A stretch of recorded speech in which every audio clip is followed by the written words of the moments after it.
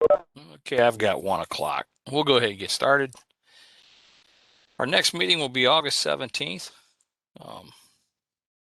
Start going through our little notes here. We do have a Road 1 that we just put on the schedule for August 23rd through the 26th here in Jeff City at the CADD training room.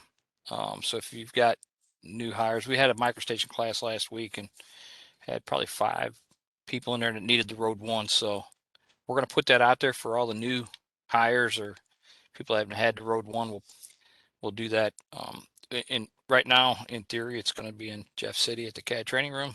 We don't know what's going to happen in the future, but that's what we're aiming for.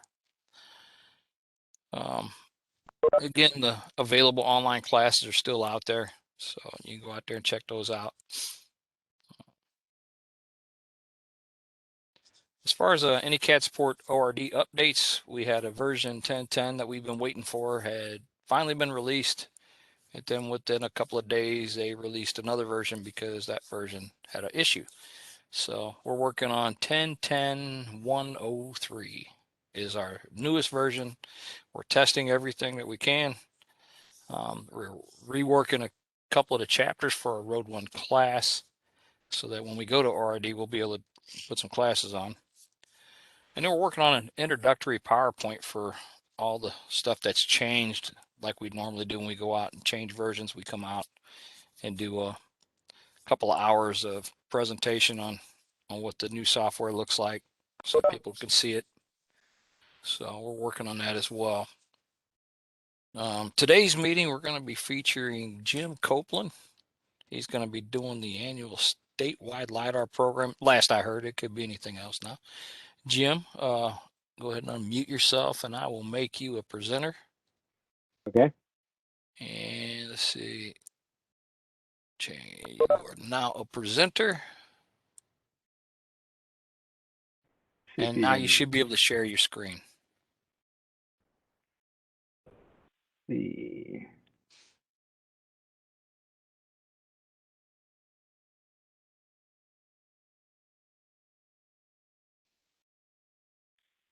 Can you see that? Starting to see something pop up now. Yes, we're good. All right, good deal. Okay, so like Bill said, I'm going to talk a little bit about the statewide program. It's almost coming up to that time to start asking the districts if they've got anything they want us to put out for solicitation. So jump into this.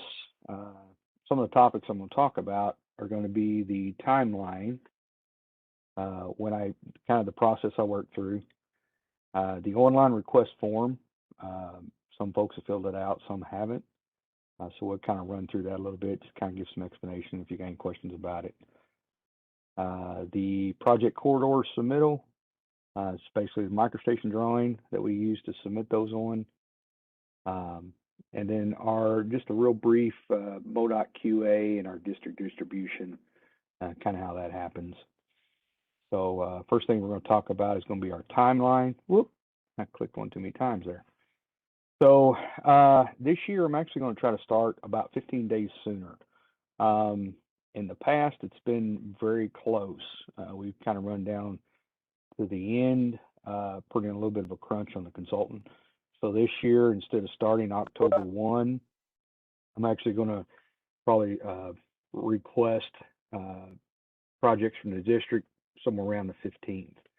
And I usually give the districts about 30 days to talk amongst themselves with each of the squads and figure out what projects they want to consider, and then assemble that package and then send it to me. And then somewhere around the latter part of October, I'll review the submittals, try to meet with the TPD or the PMs or whoever has the knowledge about the project to kind of make sure I understand the scope of the project, make sure we're providing or we're planning to provide you with the best product that's going to meet your needs. And then the first part of November 1st through the 15th, I'll take your projects and I'll calculate an estimate, what I think it's going to cost us. That gives me an idea of what, when I start receiving the fee estimates from the consultants, if I see any kind of large discrepancies between numbers or anything that I have some ability to question, what are we doing here? And then also, it gives the districts a look at what the price is going to cost. So if there's any PE funding that needs to be changed or readjusted, they have that opportunity at the next STIP cycle. And then about the 16th through the 31st, once I've got the estimates all done, and I'll proceed with asking the Professional Services Committee to approve the request for solicitation, as well as asking the external civil rights for any kind of DBE goal for the project. Then around the 1st of December through 15th, we advertise for the solicitation. 16th and 31st, we will assemble a team.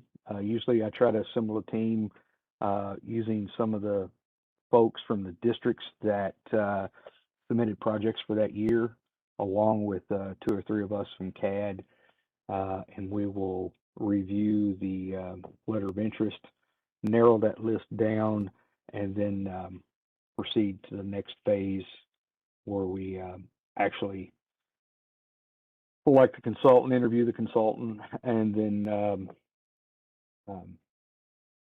request that we get approval to move forward with that particular consultant that's selected. Then around the first part of January, 1st through the 15th, I request from the consultant for them to prepare a fee estimate. January 16th, 31st, I review their fee estimate. I submit that to the PSC for approval, external civil rights for their concurrence. 1st through the 15th, the goal is to execute the contract. That gives the consultant, plenty of time to get their things in order they need to do in the field. We also have to get federal highways approval, and that we don't have any, and then issue the notice to proceed after that. March 1st through the 31st, sometime in March, the consultant will go out and acquire the LiDAR. If it's got aerial, they do their acquisition during that month. They prefer to use a March 15th window to do that, because it's optimal time for not only the sun angle, but also it allows for all the vegetation to be at its lowest point, hopefully from any kind of winter weather has mashed that grass down or vegetation down closest to the ground, so that we get a better representation of the bare earth. And then April 1st through the 31st, myself and 1 or 2 of the folks from the CADD group will go out and survey these projects, just do some sample survey observations on some photo identifiables and bare earth shots, so that we can actually compare the truth to what they're giving us. How close are they providing this data to what's actually on the ground? And then we move into 1st of May is usually about the earliest we can get a project from the consultant. So when you're putting these projects together, keep in mind, we're probably looking at about a May 1 for delivery. So if you've got something that's got to be a lot sooner than that, we may or may not be able to get to that. So keep that in mind if you're, running up on, do we do it this year or do we do it next year, making those decisions. Because if it's probably sooner than May, we probably need to do it the year before you actually need it, if that is possible.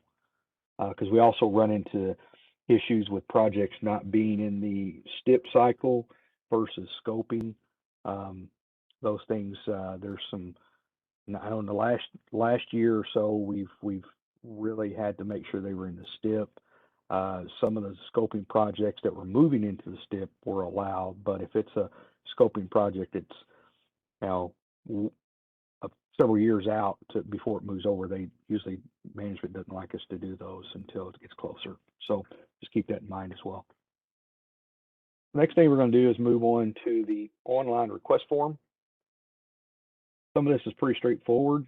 I do have a link out there, and I apologize. I meant to put the link on here, but I don't know, you might be able to see it, but it is, if you visit our CADD website, you will see it on the lower left-hand side. It'll be the statewide LiDAR program request. I think there's also a button on our front page there where you can get to it as well. And then we'll just run through kind of an overview of that form. So the first part of the form is just basically basic information, just project location and length. The project description. What I'm hoping for here is, you know, if you give us a pretty good detailed scope of what your project's about, that helps me determine what's going to be the best acquisition method, accuracies that we need for the type of work you're wanting to do. This is also, that information there is kind of what when I talk to the TPD and the PM, we look at that and like, okay, you know, this is your scope, you know, is there any more detail I need to know about this to help me provide you with a better product. And then there's the TPD and PM information. That's pretty standard. The tip number. This is kind of important. If your project requires a tip,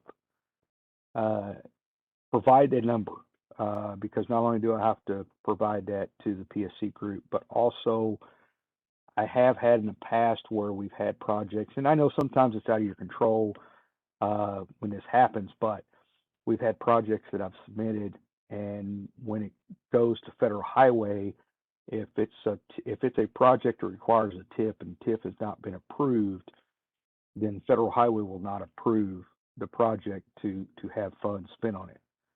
And so we have to either ask for approval to use state funds to pay for it, or there's a possibility the project may have to just be pulled out of the LiDAR program if necessary.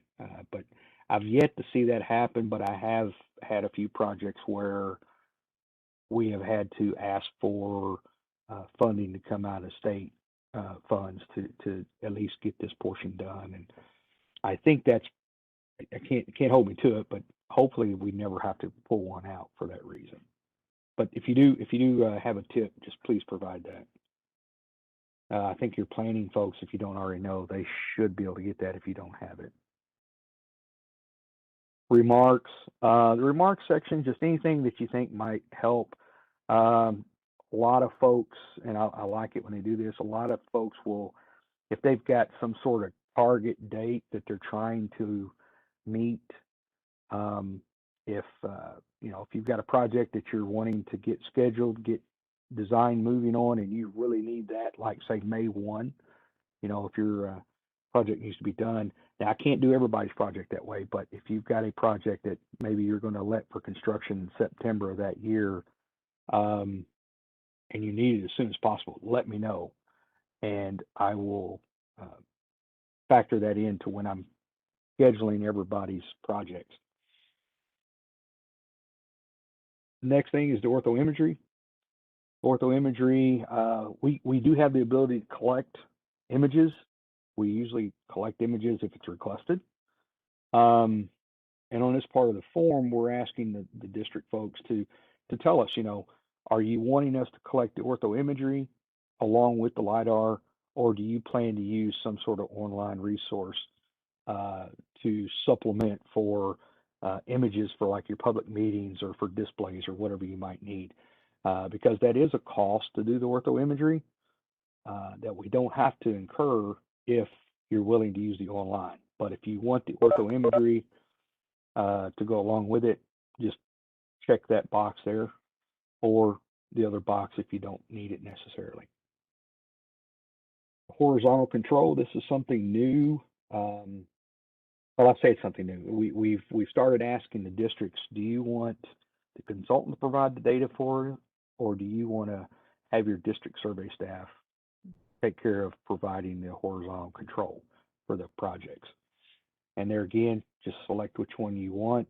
Just if you would, just be sure to check with your survey manager in your district to make sure they're going to be able to get that control set, because we would, if the districts are planning to establish a control for the consultant, then we need to have all that information done and provided to me at the time of the contract execution, which is somewhere, in the month of February of each year. So just keep that in mind, and they can reach out to me later if they've got questions. Next thing is the vertical control.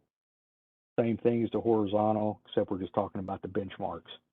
Once again, it's at the district's discretion which way they want to go, whether they want to do it in-house or if they want the consultant to provide it. We just have to have that at the time of the contract execution. Drainage structures, we've done this several times now for the last several years. If you want the consultant to do the field work for drainage structures, just put a check there.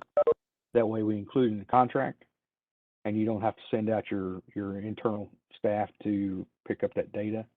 If they're needing work to do, then obviously you can just leave that off. I just need to know at the time so that we can ask for the scope of service set up correctly. And by the way, a lot of this is information I use when I'm preparing my scope of service. So that's why I'm asking this information, because each of these things cost if we have them do it. Subsurface utilities, same thing.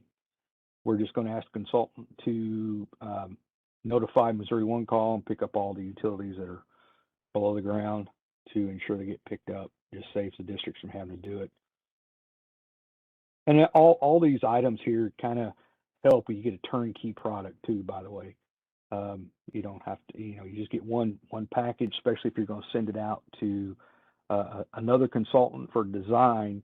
You wind up getting this one nice package, and you just forward that on to your design consultant, and they can start working, and you don't have to schedule your internal staff to pick up, the field work and then provide that to the design consultant at a later date. Obscured areas, these are areas where, for whatever reason, the aerial or mobile LiDAR could not pick up the bare earth or the ground because of vegetation or canopy, bodies of water, whatever the case may be. They'll send an actual field crew out and manually or conventionally survey that area and include that into your end game of the whole LiDAR package. And then project projection factor. This is a factor most everybody's familiar with. This can be gotten from your survey manager. What I'm requesting here is if you've got a project projection that you want to use for this particular project, or a particular project that maybe you've done a little bit of work on, and you're just adding to it or something like that, and you want to use the same projection so that you can utilize maybe some alignment from the first phase or something, make sure I know what that projection factor is, because when I ask for the data to be delivered to us, I will ask them to project everything into whatever projection factor you ask for. Otherwise, I will leave it blank and I'll let the consultant calculate the projection factor for the project, just like we would normally do if we didn't have any factor that we need to adhere to. Microstation drawing. This section here is just basically just give me a link or something to where that microstation file is that outlines the corridor that you want collected for that particular project. And in today's date, just basically what I'm asking for there is the date that you filled out the form. The scope meeting comments. These are just what I do is after I meet with the TPD and the PM, I just make myself some notes and I put them in here. Also, if the TPD or PM wants to go back and look and say, okay, what did we decide, or what's my understanding, or whatever, they can see what I've put in there. And that's, once again, that just helps me make sure I get the product you want. Scope review dates is basically the date that, you know, I put a date in there when I talk to the district CPD or PMs about the project. And then there's that bottom half where we kind of track what acquisition, what solicitation type we used, what agreement type, the agreement number, all that stuff. That's really just for us. It's not anything districts have to worry about, but sometimes it's there for them to see if they want to. Next thing I'm going to do is I'm going to talk about the project corridor submittal.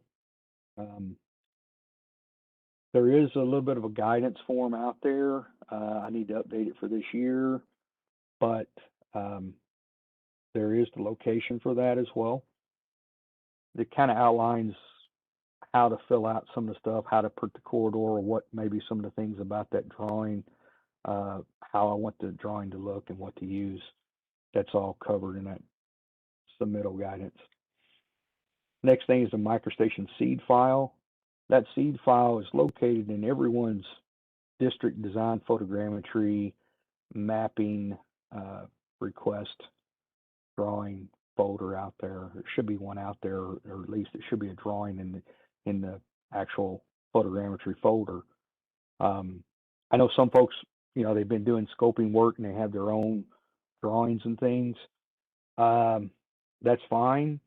You can actually open this file up here, reference your file in, as long as you have set your geographic coordinate system on your scoping file that you've developed, which hopefully everybody is setting their geographic coordinate system anytime they're working in a drawing.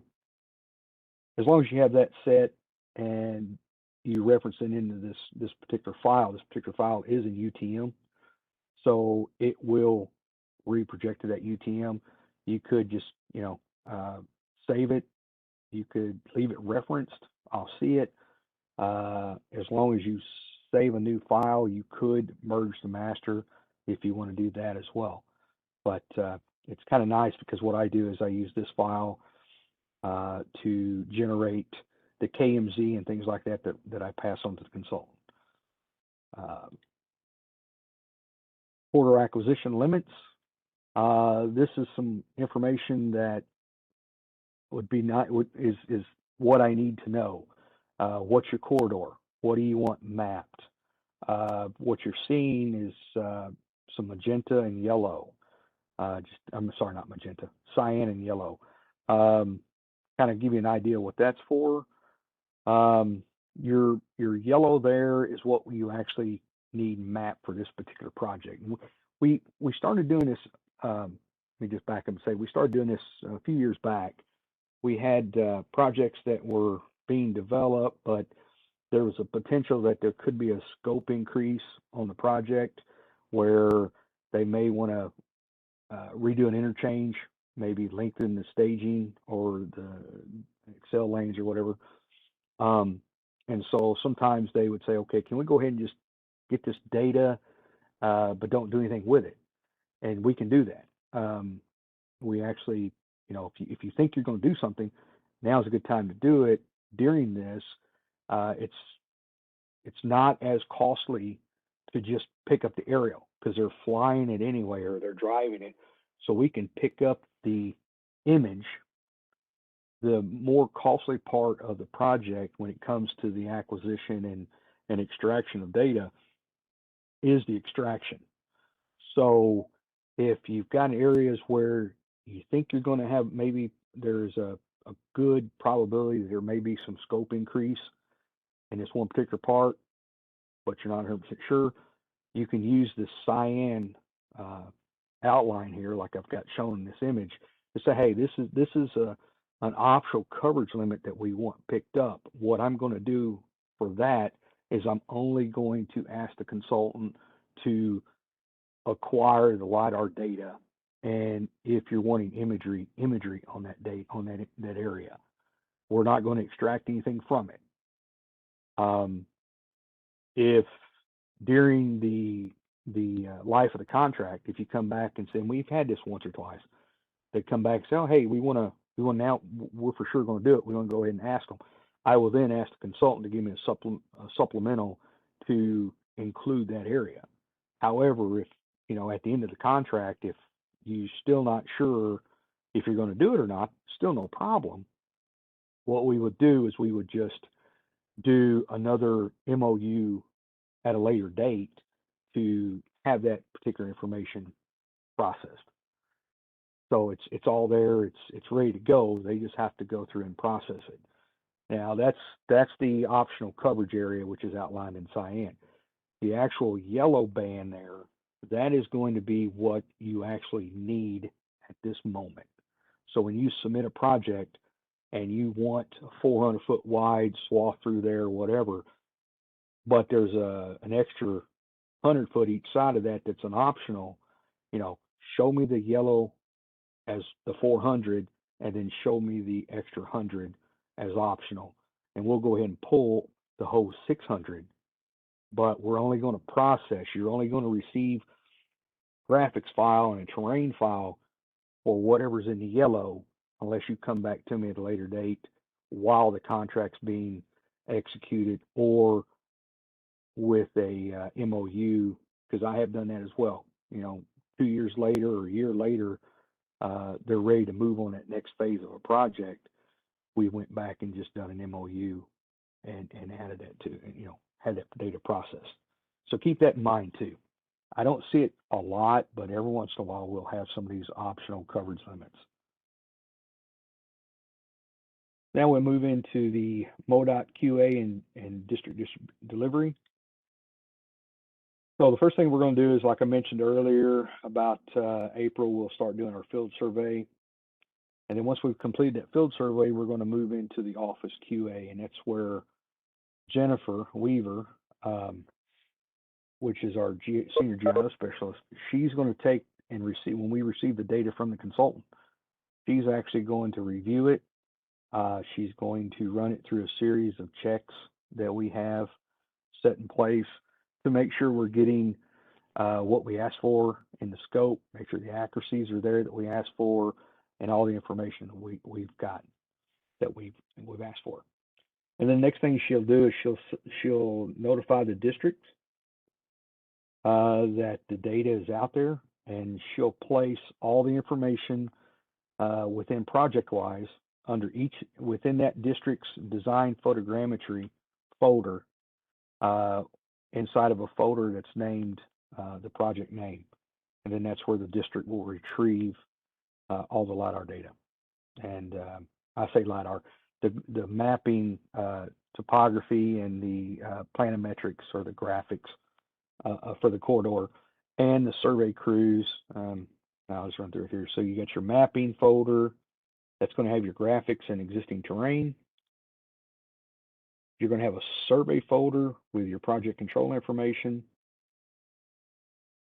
And then something we started a few years back is a utility folder, which is when they're doing their subsurface utilities and things like that, and drainage. I've even seen some drainage things in there as well, where they've made some notes, taken some pictures, made some sketches of something that might be of information that might be helpful.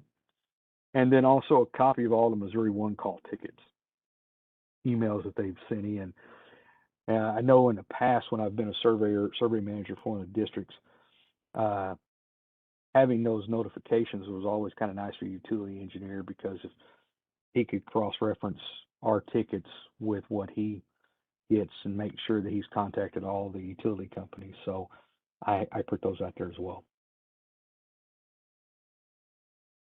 And a couple folks that you can contact, you can contact Steve Atkinson anytime as well, but Jennifer Weaver, like I mentioned, she's our senior GIS specialist, and for right now, she's taking care of the quality assurance and the district distribution.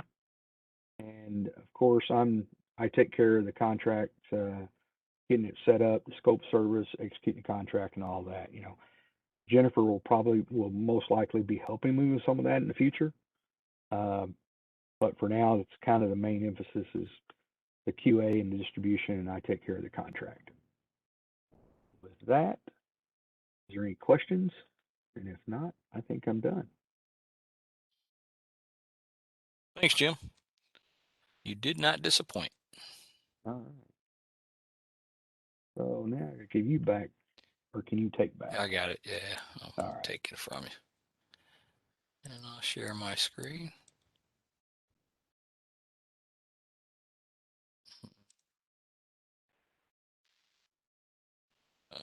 Maybe I will. And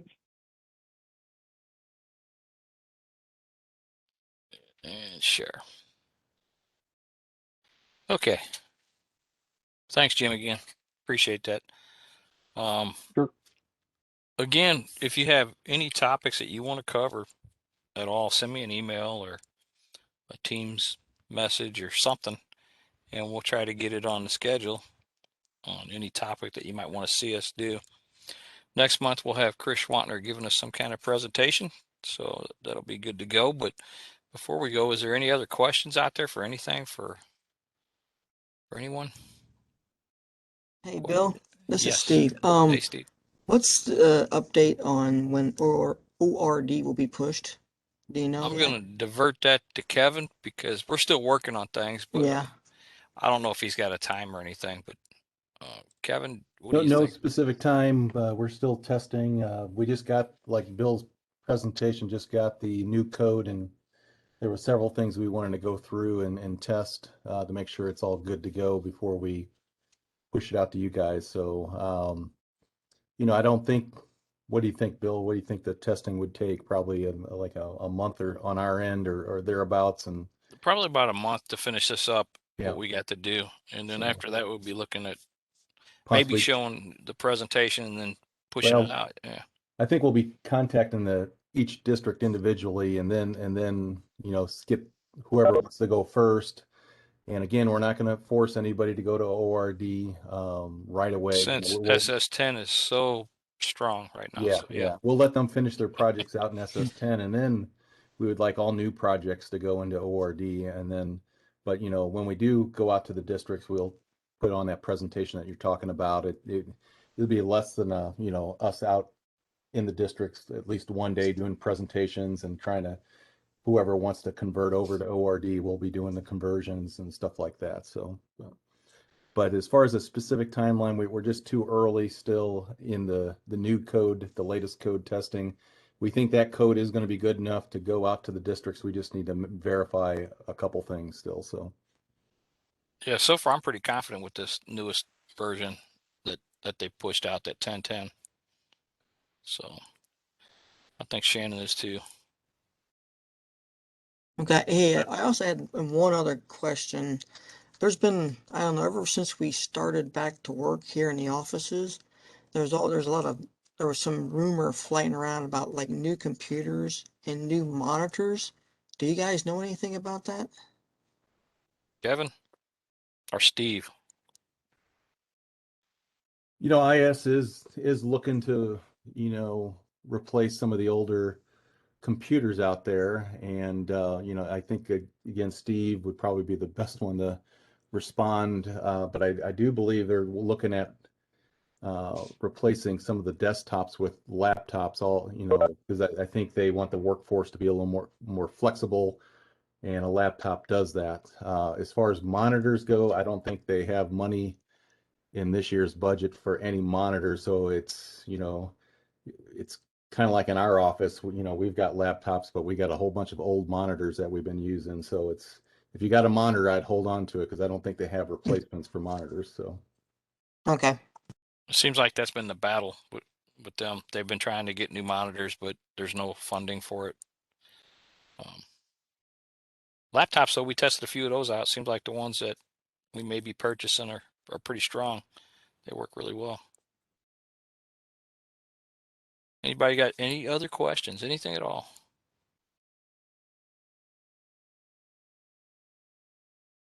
No? All right. Well, I guess we'll see you next month where Chris Schwantner will be putting on he'll be the main event, and we might show a couple of ORD things too. Try to get some of that shown. But well, thanks for showing up, and we'll see you next month.